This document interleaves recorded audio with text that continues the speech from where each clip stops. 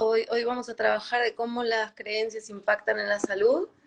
Ujú. Eh, si querés arrancar, o sea, la pregunta básica es, ¿qué es una creencia, no? Sí, ¿y por qué nosotros en la Fundación le damos importancia a las creencias, no? Nosotros atendemos pacientes que están atravesando una enfermedad física. Entonces, ¿qué tendrá que ver una creencia, algo que pasa por nuestra mente, con nuestro cuerpo, no? Uno se puede preguntar. Y bueno, sin embargo, nosotros trabajamos desde la medicina mente-cuerpo. O sea que todo lo que sucede en el cuerpo impacta en nuestra mente, pero también todo lo que pasa por nuestra mente impacta en nuestro cuerpo, ¿no? Esto lo descubrió la psico-neuro-endocrinoinmunología y nosotros lo trabajamos con nuestros pacientes. No es suficiente para recuperar la salud hacer una dieta y hacer ejercicio físico. Además hay que trabajar todo lo que pasa por nuestra mente, porque en base a lo que pensamos, en base a nuestras creencias, así actuamos y así sentimos, ¿no? Entonces va a condicionar mucho. Las creencias son como interpretaciones que hacemos, como reglas que tenemos personales, a través de las cuales interpretamos el mundo, nos interpretamos a nosotros y interpretamos la vida misma, ¿no? Y cuando las creencias no coinciden, digamos, cuando la realidad no coincide con lo que uno cree que debería ser, ahí es donde se produce un cortocircuito interno y emergen las emociones, a veces emociones muy negativas, que, bueno, no es que sean malas las emociones negativas, pero lo que está estudiado, que las emociones como la rabia, la irritabilidad, la preocupación, la ansiedad, generan químicos endógenos muy tóxicos para recuperar la salud. Entonces, cuando uno está mucho tiempo en esos estados emocionales, no está contribuyendo a la recuperación de la salud, ¿no? Entonces, más que nada por esto son importantes de trabajar. Claro. ¿Y cómo nace una creencia? O sea, ¿cómo se instala en nuestro cerebro una creencia? ¿De dónde viene? Mira, se cree que hay un 10 o un 20, se cree que hay un 10 o un 20% con las que ya nacemos, como que nuestra mente trae un sistema, como el sistema de una computadora, que ya vienen como grabadas, eh, de nacimiento. Después se van armando redes neuronales a través de la neuroplasticidad cerebral y a partir de la interpretación de las vivencias que cada niño va teniendo, se van armando nuevas redes neuronales y ahí se cree que van formándose, que van reforzándose en base a las experiencias, a las interpretaciones que cada niño hace de las experiencias, se van afirmando las creencias, ¿no? Las creencias son como reglas, son como mandatos internos, como dogmas, podríamos decir, porque uno no los discute, uno los obedece, ¿no? Es como que uno los tiene muy inconsciente, como que están ahí, pero no es que los identifica como creencia, o sea, está la creencia. Claro, sí, exactamente. Está muy bueno lo que decís. No somos conscientes de ellas. Por ejemplo, debo ser fuerte. No es que uno se dice debo ser fuerte, pero uno está todo el tiempo tratando de demostrar que no es débil, que puede solo, no quiere molestar, no quiere pedir ayuda. Entonces, de nuestras conductas se puede deducir cuál es la creencia, ¿no? O, por ejemplo, las personas que no pueden decir que no, que necesitan complacer todo el tiempo a todo el mundo, ahí hay una creencia de que hay que complacer, o hay que ser bueno, o hay que hacer sentir bien al otro, y por eso las creencias no son buenas ni malas. Puede suceder que en realidad uno le pueda complacer al otro, por supuesto que sí, pero el tema es cuando uno siente que no y termina diciendo que sí en base a esta creencia de que debo complacer para que el otro no se enoje o no se ofenda, ¿no? Bueno, hay miles de creencias. Por ejemplo, las que tienen que ver con los deberías, ¿no? Yo debería hacer de tal manera, como no lo hago, ¿cómo me siento? Mal. Esa sensación de malestar son químicos endógenos que nuestro laboratorio interior manda al torrente sanguíneo, y si son hormonas de estrés, como la adrenalina o el cortisol generados por el enojo, por la angustia, por la irritabilidad, eh, impactan en nuestro sistema inmunológico de manera directa, ¿no? Por eso hay que trabajar muy mucho los deberías, y en general todo lo interpretamos en base a lo que debería ser, cómo deberían actuar los otros, y como no lo hacen, entonces me enojo. Cada vez que uno se enoja, es porque hay una creencia interpretando, ¿no? La creencia es como un filtro de una cámara a través de lo cual vemos todo y percibimos. Pero nuestra percepción está totalmente condicionada por ese sistema de creencias. Y cuando es muy rígido, muy estrecho, trae consecuencias, ¿no? Que son las del sufrimiento psíquico. Y trae consecuencias a niveles vinculares también, porque generamos discusiones, porque los demás no hacen lo que uno quiere que hagan. Bueno, y esas discusiones generan mucha tensión. La tensión impacta muchísimo en nuestra salud, obviamente, ¿no? Generada por las discusiones de lo cotidiano. Ahí en lo cotidiano es donde se juega el tema de nuestra salud. Uno a veces cree que por ahí tomando determinada medicina, que por supuesto hay que hacerlo, o yendo a determinado especialista, pero en el hora a hora, minuto a minuto, según nuestros estados emocionales generados por nuestras creencias, ahí es donde nosotros más podemos aportar a recuperar nuestra salud o a perjudicarla, ¿no? Pero lo primero es poder identificarla. Sí, es importante poder identificarlas. Y como vos decías, como son subconscientes, como no nos damos cuenta, las podemos deducir de o nuestras conductas o de nuestros estados emocionales. Como yo les decía, cada vez que uno se enoja es porque hay probablemente un debería, de cómo debería haber sido la situación, y como no lo es, me enojo, pero el enojo surge por la forma de interpretar, no por el hecho en sí, o por la forma en que el otro actuó, no por lo que el otro hizo, y muchas veces pretendemos que el otro cambie para yo no enojarme, y para que se cumpla esa creencia, ¿no? Suponete, siempre pongo este ejemplo, nos enojamos porque alguien se cuela en la cola del supermercado y se arma una discusión. Entonces, muchas personas creen que no es correcto colarse, pero hay personas que lo hacen igual, más allá de la creencia. Entonces, el que tiene la creencia la va a defender a muerte y no la discute. Y cuanto más defendemos una creencia, es donde ahí nos damos cuenta de que está la creencia. Y cuanto más la defendemos, más rígida es. Entonces, también la podemos deducir de nuestras conductas. Si me pongo a discutir, es porque ahí estoy peleando por que se corrobore mi creencia. Cuando, como decía hace un rato, cuando uno necesita demostrar que puede solo, que es fuerte, ahí está la creencia de que debo ser fuerte.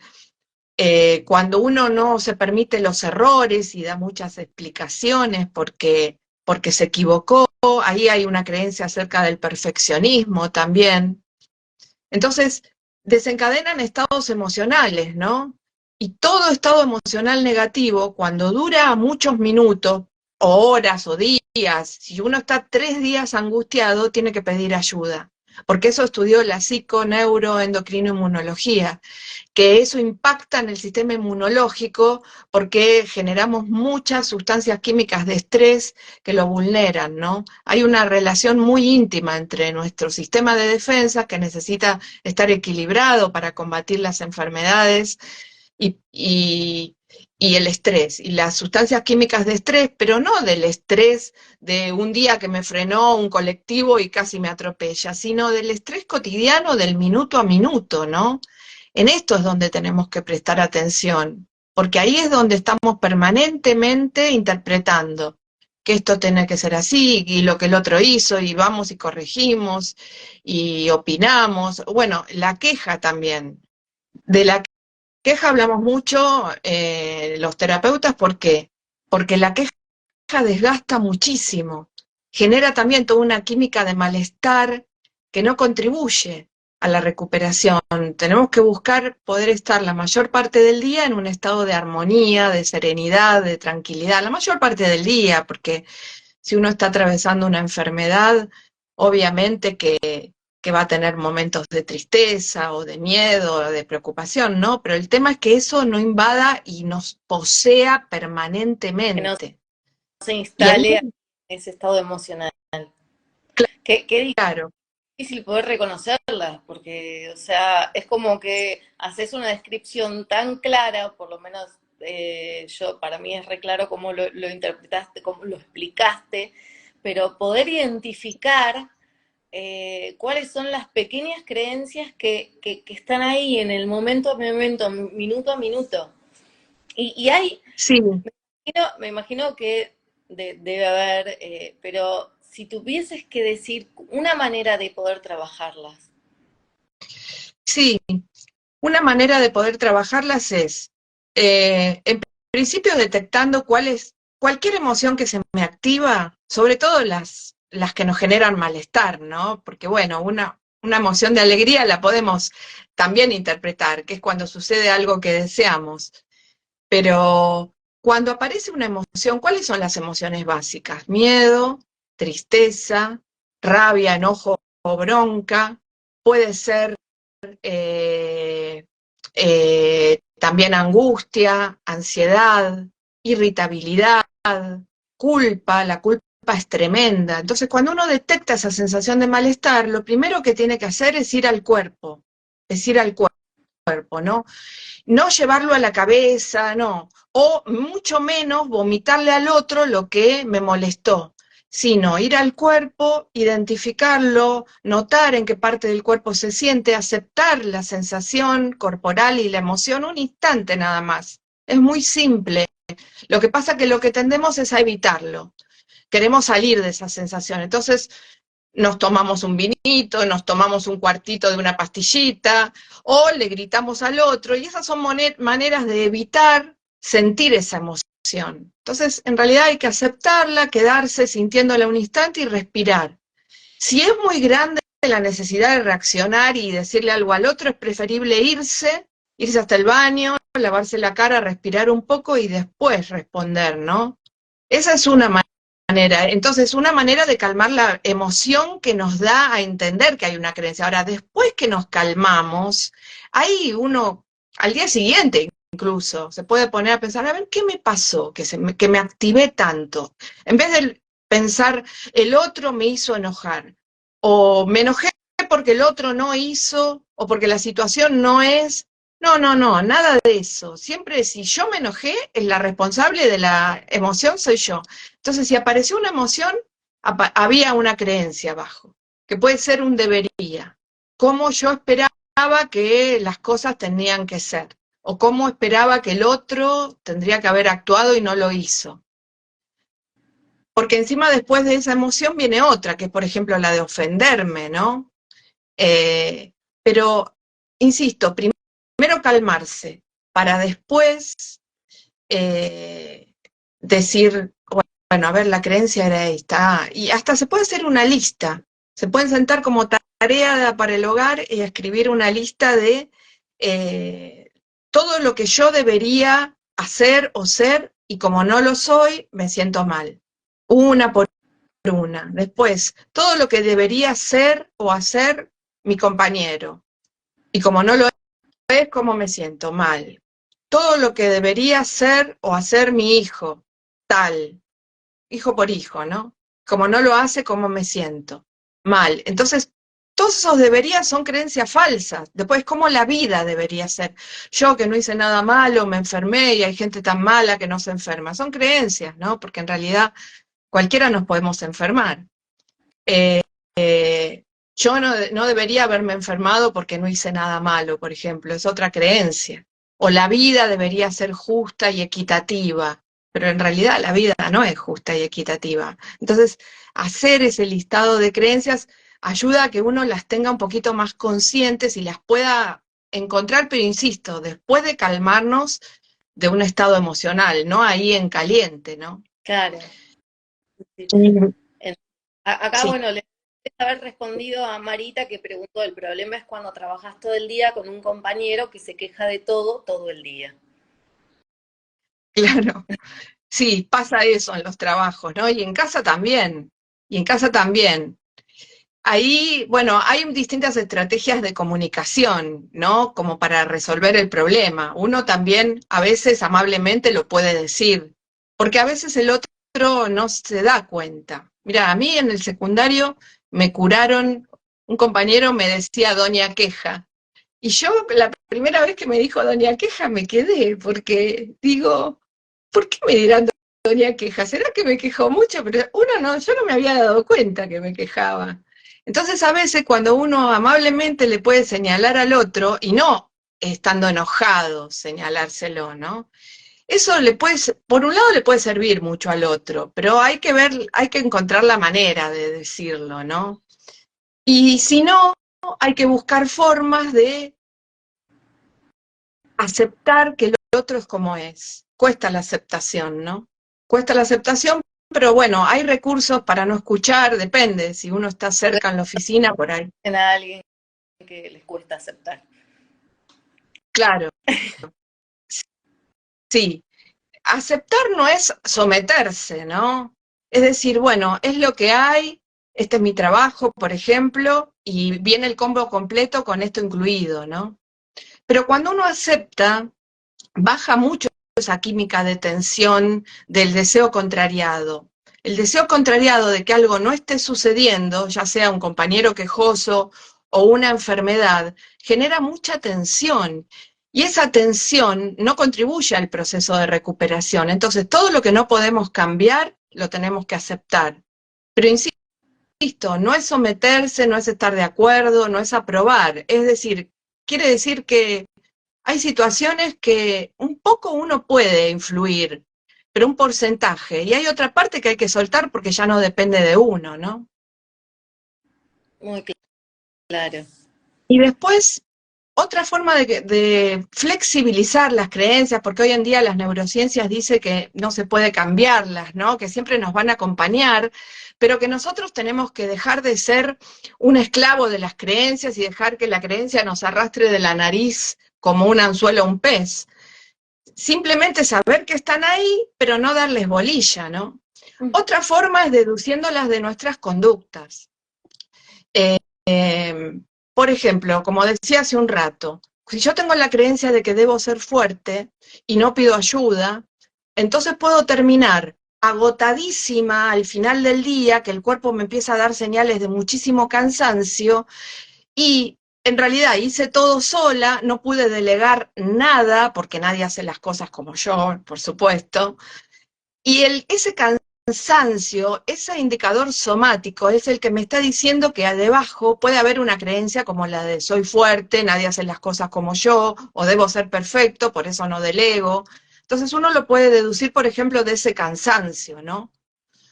O, por ejemplo, las personas que no pueden decir que no para evitar sentir culpa, si después de haber dicho que sí se sienten con bronca porque aflojaron y querían decir que no, esa bronca, o por ejemplo, dije que no, y entonces dije que sí, y entonces me tuve que quedar en casa porque me cayeron los nietos. Y yo quería salir, justo, tenía que salir.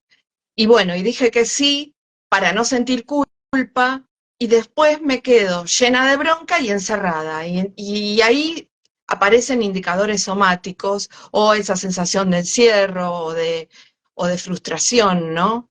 Entonces uno lo puede deducir también de este tipo de situaciones. La creencia es que no debo decir que no, cuando en realidad a veces hay que decir que no y tolerar un poquito, ya sea el miedo a que el otro se enoje o se ofenda, o también la culpa. La culpa es una emoción muy dañina, porque significa que uno es responsable del sufrimiento del otro. Estamos como sobredimensionando que al otro le generamos un sufrimiento que en realidad no es tal, ¿no?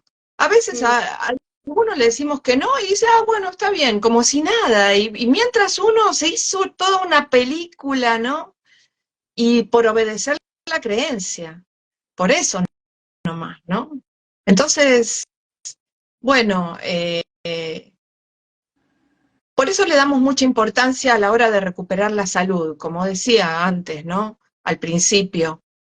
Eh, ¿Cómo interpretamos la realidad, cómo percibimos la realidad, impacta nuestra biología? Entonces, si yo percibo todo con un cristal estrecho y rígido de cómo yo quiero que sean las cosas y los demás no actúan como yo quiero que actúen y la vida no es como yo quiero que sea, Como por ejemplo, me enfermé y los tratamientos no están dando resultado, y yo me quedo con esa visión rígida, en vez de ayudar a mi recuperación, la complico, ¿no? Ujú. Entonces, ampliar el filtro mental, limpiarlo, flexibilizarlo, es clave.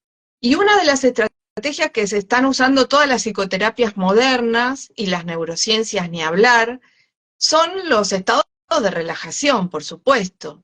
Las técnicas de mindfulness, de relajación, de visualización, que es donde la mente se serena, bajan las ondas cerebrales, la frecuencia eléctrica, y ahí uno puede estar en el presente, el cuerpo puede estar relajado y la mente se desacelera.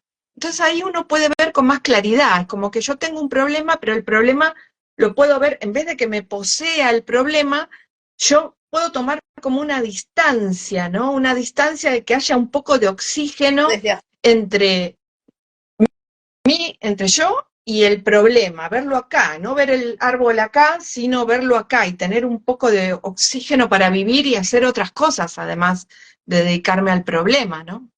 sí, súper Hay que decir, interesante, súper interesante. Acá Yamila pregunta, ¿cómo hacemos para mejorar la comunicación para que la familia nos entienda nuestro cambio porque estamos enfermos? bueno, interesante. Que la familia nos entienda nuestro cambio. Va a pasar que al principio, cuando uno empieza a cambiar, los demás no te creen, porque están acostumbrados a años y años y años donde vos empezaste reaccionabas. Entonces ahora, por ejemplo, de tanto relajarte y de tanto estar más con vos misma y observándote, por ahí ya no reaccionas tanto. Entonces los demás quedan como descolocados, ¿no? Y al principio no te creen. Hay que dejar que suceda el tiempo, que pase el tiempo, ¿no? Y que vean que tu conducta se repite.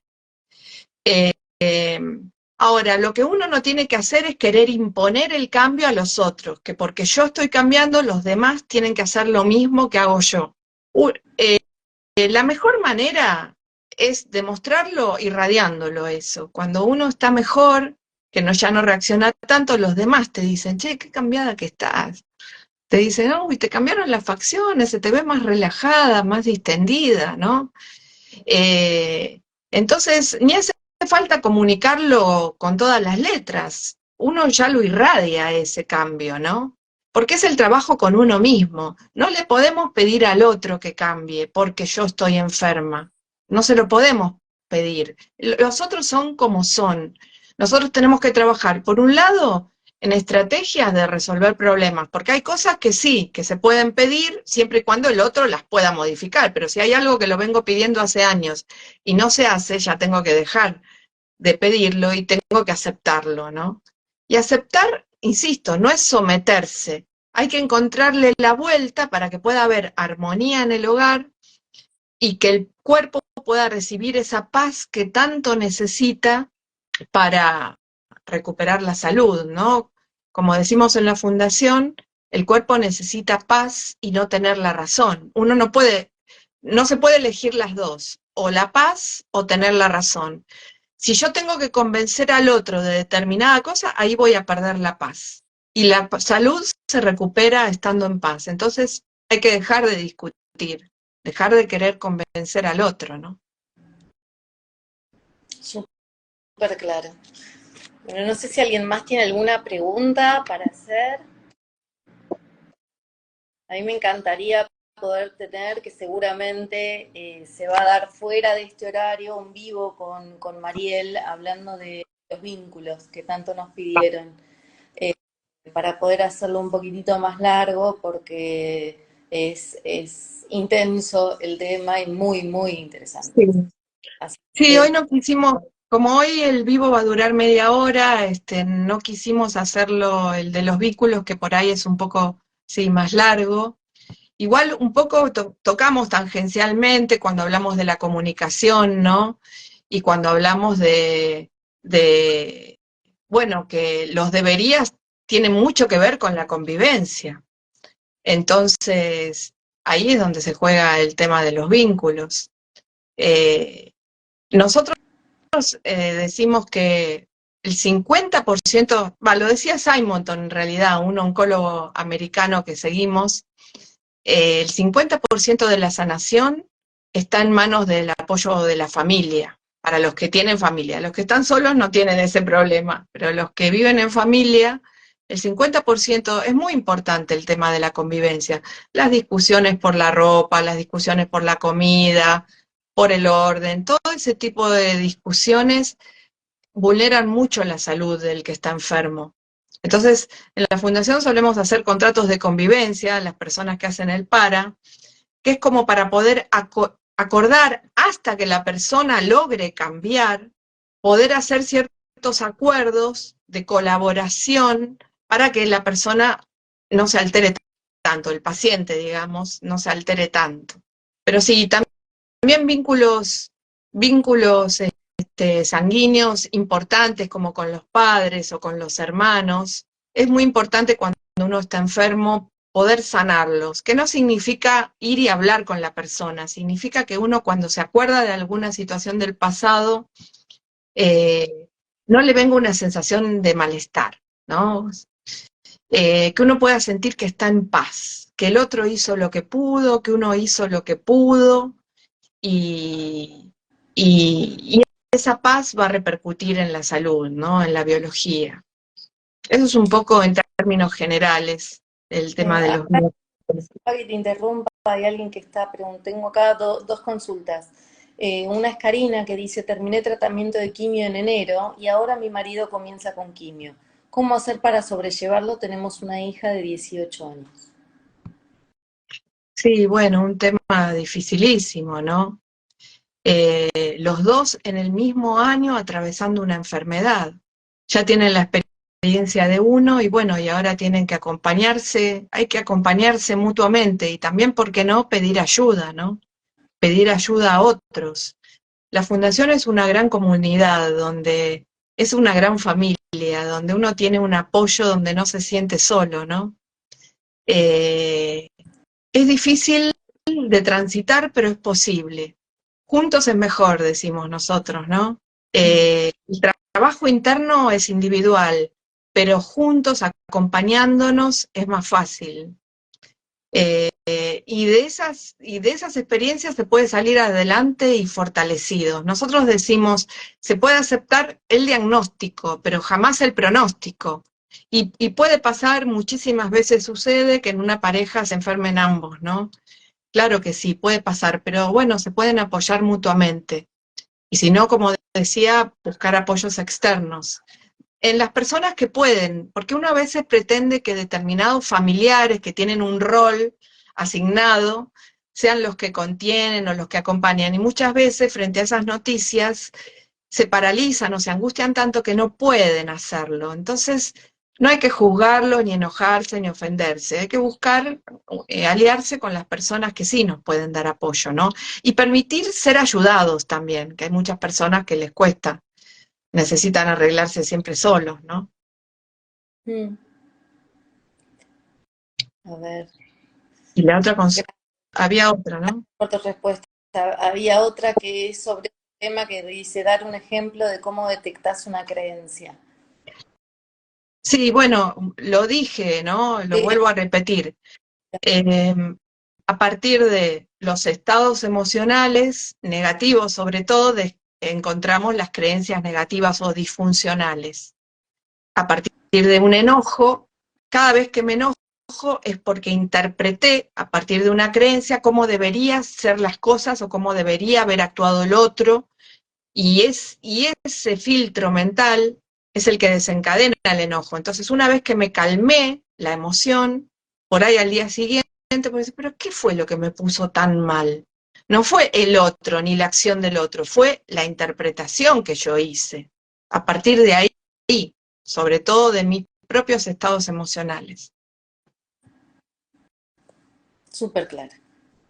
Bueno, no sé si alguien más tiene, ya son las 7:30. Hasta son 7:30. Ya pasó a pasar rapidito la hora. Sí, Pero bueno, muchos agradecimientos acá. sí, Así muchas que gracias. Veo nombres conocidos, muy queridos. Sí, muy queridas. Vamos a hacer otros vivos con otros temas, ¿no? El de los vínculos ya, por ahí lo hacemos un poquito más temprano para poderle dedicar más tiempo. sí, Eh, después lo arreglamos y lo estaremos publicando en las historias. bueno, buenísimo. Queda- Y de paso, Sí, todos los lunes va a haber un vivo con distintos compañeros nuestros de la fundación, así que, y a veces va a estar Estela también. Así que bueno, los que están haciendo el seminario, los invitamos a nuestros talleres y a los que no, a inscribirse en el seminario. totalmente. Bueno, ahí ahora empezaron a hacer preguntas, pero lo que necesiten saber también lo pueden consultar por como es, por los mensajes privados del Instagram y les haremos llegar las respuestas, ¿sí? Porque estamos Sí, llegando a un horario, ¿no? ¿Responder sí. algo más? Ahí tienen mi Instagram, Dele, Espacio Eleos es mi Instagram. Y ahí preguntan, ¿la tristeza se disimula? se dice. En realidad, otro vivo que podemos hacer es sobre inteligencia emocional. Las emociones tienen que ser expresadas y sobre todo la tristeza, que es ante las pérdidas, ¿no? El ser humano tiene esa emoción, a diferencia de los animales, que es fantástica porque nos permite eliminar la tensión de las pérdidas. Por ejemplo, si yo perdí la salud, tengo que llorar porque eso genera una profunda tristeza. Y hay que dejar que salga la tristeza. Las lágrimas de la tristeza tienen neurotransmisores que son muy benéficos para nuestro sistema inmunológico y para nuestra salud mental también. Pero culturalmente la creencia es que llorar es de débiles. Esa es una creencia, ¿ven? Por ejemplo.